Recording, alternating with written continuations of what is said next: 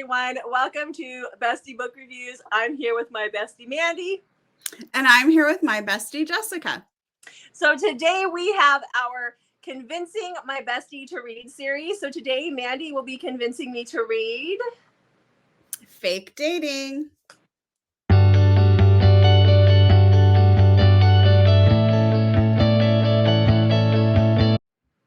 So 2 weeks ago, we did a Convincing My Bestie to Read fantasy romance where I gave Mandy a list of 6 of my favorite fantasy romance books, and she chose one to read. So you chose to read The Fake King's Curse by Jamie Schlosser. Yes. Right? And how did you like it? I liked it. I was pleasantly surprised. So I picked it because I was really intrigued about how he was blind and needed to find his mate, his fated mate, to gain his eyesight back. Mm-hmm. And so even though he was pretty confident she was not going to be his fated mate because she was human, he still fell in love with her and wanted to be with her and make her the queen. And so that really intrigued me that he was willing to give up his sight and everything to be with her. So that's why I picked the book. There was, because I'm just not quite into the fantasy world yet, there was some parts of the book where I was like, not really bored, but not as interested in Probably the story. More of the world building? Yeah, a little of that. And then I guess maybe I don't know. And so it was a solid 4-star read for me. Mm-hmm. I loved how relatable Quinn was when he takes her back and she's like, nope, nope, nope, nope, nope, nope. Like that just made me crack up. So she was very relatable. A lot of times in books, like the characters seem to be a little more on the formal side, or they cuss a lot. And sometimes that doesn't always feel natural. But this book, like her thought process and her dialogue and the things she would say and her reactions, really had me like hooked on her storyline. I will say that the age difference, I'm all for a good age gap, but the fact that in his world, one day is a year. So he's like actually. What? One day in her world is a year in his world. Yes. Yeah. So he's significantly older. And so as I was thinking about that, I was like, but wait, it did not bother me when I like watched Vampire Diaries and stuff. When they'd be like thousands of years older. Look, it's romantic because he waited like 1,000 years to be with her. You're supposed to swoon. Yes. So definitely a solid 4. And I'm not sad that I read the book. Like it was good. Good. Yeah. Well, that's the start. I mean, wait till we do the alien romance recommendation video. She's so excited for that one. Okay, yay. So yay! So you got 6 recommendations for me for fake dating? 6 fake dating recommendations. So this is one of your favorites. I love fake dating. It's always so fun, and I like to find different reasons why they have to fake date. There's like, I feel like it's a trope that's probably overdone. So I like finding the ones where it's like a unique storyline. Yeah. And I like my romances dirty, and they're just typically not dirty. So give me some good ideas here. Let's see how I like this. So first up is The Unhoneymooners by Christina Lauren. I know you're going to already not care for it because of the cartoonish cover, but I loved this book. So this is a 5-star read for me. I'm going to only give you 5-star reads because like what would be the point of recommending books that aren't 5-star fake dating reads? This is on audio. I know that's important to you. This was about Olive and Ethan. Olive is her sister is a twin. Her sister is a twin. Her and her sister are twins, Olive and Amy. And Amy is like the twin that is just beloved. Like she's super lucky. Everyone loves her. Olive is clumsy. And she just kind of feels like the odd twin. But Amy never makes her feel that way. It's just kind of the reality. So clumsy as in what we lived growing up, where Ha ha. One of us tripped a lot. Shut your mouth. Anyways. Okay. Amy gets married, and her wedding, she won all these contests. So she has this free honeymoon coming up, and it's to Hawaii. But at the wedding reception, everyone gets food poisoning except for Olive and Ethan, who's the best man. But Olive and Ethan do not get along. Like, they do not like each other at all. So this also has the enemy to lovers trope too. But because she won this contest, it's non-refundable. So Olive and Amy are twins. So Olive is like, just pretend to be me and go on the honeymoon. Well, Ethan also goes on the honeymoon. And so because they won this for a contest, the whole time they're there, they have to pretend that they're married. And so it is a hoot.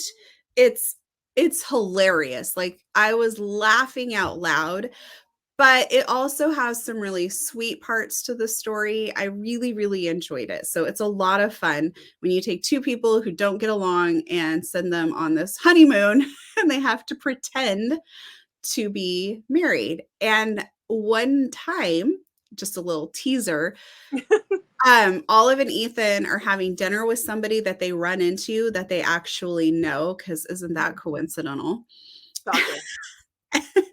And they ask something about how they met or something, and Ethan like gives a very detailed account of something, and Olive, it just throws her off. Like, wait, he's paid attention to me, like he knows this about me. So it's a fun story. Okay. My next one is Real Players Never Lose by, is it Micalea Smeltzer? Smeltzer? Yeah. Yeah. So this is number 3 in her The Boys series, but it's a standalone. This follows Teddy and Vanessa. I loved this story. Did I say it's on audio? No, but that's important. Yes. So Teddy is a very rich baseball player, but his dad is extremely like abusive towards him and threatens him all the time. And Vanessa is not wealthy. She's at college on a scholarship, and this all happens at the very beginning of the book. She loses her scholarship. Her sister is evil.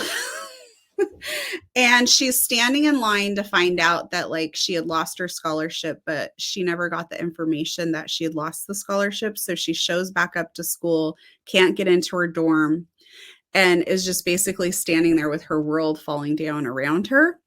When Teddy overhears this, and because Teddy has all this money, because from family money, he's like, I will pay your college tuition, because they're like, I think either they have one semester left or something. He's like, I will pay it, and in return, I just want you to pretend to be my girlfriend and go on a few like family things with me, because his dad's a real ass, and so he needs like, his dad thinks he needs to have a girlfriend and not be like a man whore and all that stuff.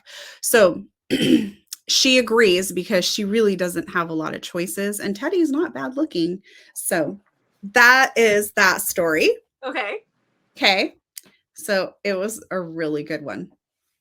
The next one, because no list of fake dating would be complete without Keeland, a Penelope word. This is not... No Mandy list would be complete without a Keeland or Penelope word. This is Not Pretending Anymore is the name of the book. It is also on audio. Okay. It follows Molly and Declan. Molly is desperate. She needs a roommate, and she's trying to find a female roommate because she just thinks that'll be easier. She works crazy shifts at the hospital, so she's needing somebody who's just going to like be quiet when she needs to sleep, you know, not have parties and stuff like that. She interviews people and like just gets crazies. And then Declan shows up and she's like, my ad said females only. And he's like, I know, but you're going to love me anyway. You're going to want me as your roommate. And so he's very persistent. And finally she gives in because she just really needs this roommate. And so they end up becoming like best friends, and they decide that they can solve their problems. They have they're like crushing on people. They're adults, so I don't really know they do call it still a crush, but they have love interests. Let's put it that way. And so they decide, hey, we will make our love interest jealous by like going to some of these events together and like flirting and that sort of thing. And that's that fake dating story. Okay. Okay. It was really good. Okay. The next one I had to put on here because I absolutely love it, but I don't know if you'll like it because it deals with they're going into their freshman year of college. So they just graduated high school. She did. So it's called The Devil You Know by Veronica Eden, but it's actually one of my favorites in this trope. So Tatum, I can completely relate to her. She is a planner. She plans everything out, which I absolutely adore about her. But she also is still a virgin and she does not want to go to college still with her V card. I don't remember us calling that, like, this must be a new thing. It wasn't a thing. The V card, but no, I see it a lot in books. Yeah. So she has this plan and she decides who better to take her virginity than her brother's best friend. He's a little bit of a bad boy, but you know how those bad boys are. They always have that soft spot for the girl. Of course. So it kind of ends up sort of funny because they get caught pretty quickly so she has to convince him and all that stuff, but they get caught pretty quickly by her brother. So they claim that they are fake dating, but they're actually really dating. Okay. And that is that story. Okay. Okay. Okay. You're going to ask me. The husband just turned off the light and turned it back on. You're going to ask me what the face was that I made when you. Shh. No talking. You're allowed to be in here, but no talking. You're going to ask me what the face was. I made a face when you said brother's best friend. And I know you're going to be like, I was editing the video and you made a face. It's because I was thinking of my brother and his friends and like, no. The difference though is your brother is younger than you. Yes. But you know who I thought of? I immediately thought of Neighbor Boy. Remember Neighbor Boy? Oh, that's where my brain went. How can we forget Neighbor Boy? Nobody can forget the Neighbor Boy. No. And that one, unfortunately, it did not look like it was on audio. Okay. Okay. So my next book is It Was Always You by Judy, Corry. Okay. And again, this is a high school book. I'm sorry, but it's on audio, but I absolutely loved it. So Lexi is a little nerdy and Noah is her brother's best friend. Apparently fake dating and brother's best friends have a little thing. They kind of like go hand in hand here. Yeah. Okay, but this one is fantastic. So Lexi has had a crush on Noah forever and she decides she needs to like be done with this crush on him, okay? So she's trying to get over him and she accidentally and very awkwardly invites herself to the movies with this guy. And when she gets there, he realizes she realizes he's there on a date. And he did not realize that she had invited herself to the movies with him, basically. And she's pretty mortified and people are there's a friend group and they're kind of starting to call her out. Well, Noah just happens to be there and he's like, oh my gosh, poor Lexi, this is mortifying. And he just like goes up and he's like, I'm here, like we're on a date, remember? Let's go watch our movie. And so everybody's like, what? She's dating Noah? And he decides that he will pretend date her to help her like keep up her appearances and make this other guy jealous. But here's the really sweet thing. Noah has like a really horrific home life. And Lexi finds out that he is leaving her house because he's always over there because, you know, her brother and him are best friends. He leaves his house and goes down like a block and gets in his car and pulls out his like winter sleeping bag and he's sleeping in his car because of how bad his home life is. So she decides like, this is unacceptable. So she goes out there, knocks on the window and is like, hey, come back to my house, like come in through the window and you're going to sleep in my closet. Like it's too cold for you to be out here. And so I just love that. It was so sweet. So it's a really good story too. Okay, my next, and I guess this is book 6, right? Yeah. Okay, we are on the last book. So this is book 6. This is called The Good Guy Challenge. It is also audio. It's by Lauren Blakely. It is a standalone, but it's also book number 3 in her dating game series. Okay. So this one I also really liked. So Ellie has moved to LA for a job. Her dating life is a disaster. Her ex is actually in jail for being a con man. And so she's there. She's working on this TV show that she just moved there to work on this show. And she happens to run into Gabe, who is her old neighbor who actually used to babysit her. And he is now an NFL star. And they reconnect and decide to fake date because their families are intertwined. And her aunt is having this party, and both their parents are always on them about like, when are you going to like settle down and meet somebody? So they decide, the perfect solution is if we pretend to be dating and we can go to these like functions, the aunt's birthday party being one of them. And our family will like leave us alone and not harass us about like, why haven't you found somebody? When are you going to, get serious and all that stuff? You would love it because it has some very steamy role playing in it. Okay. And let's just say I was here for it as well. Okay. So those are the 6 fake dating books. So drum roll, Jessica, what are you going to choose? Okay, so I have to go with something that has audio, unfortunately, because as you know, I'm working like 14-hour days right now. The one that didn't, I think, was one of the high school kid books. What high school? Yeah, I think so. In high school. Yeah. I would like to point out, though, all of these, even though a couple of them are YA, they are very well written. You don't feel like you're reading a high school book, if that makes sense. Like I enjoyed them, and I've been out of high school for a little tiny bit. A little bit. I think I'm gonna go with the Unhoneymooners because you got me with the funny. As much as I like to not go with mainstream. Everybody's read it and they love it. And you know me, I'm like, oh, popular. No, I'm good.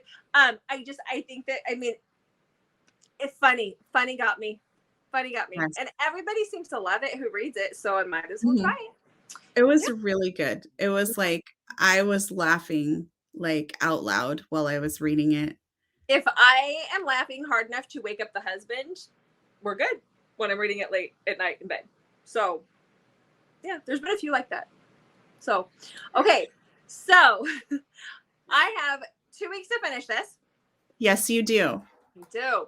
And then we will do our next segment of Convincing My Bestie. And that'll drop just before Valentine's Day, right? I think so. Yeah. In 2 weeks.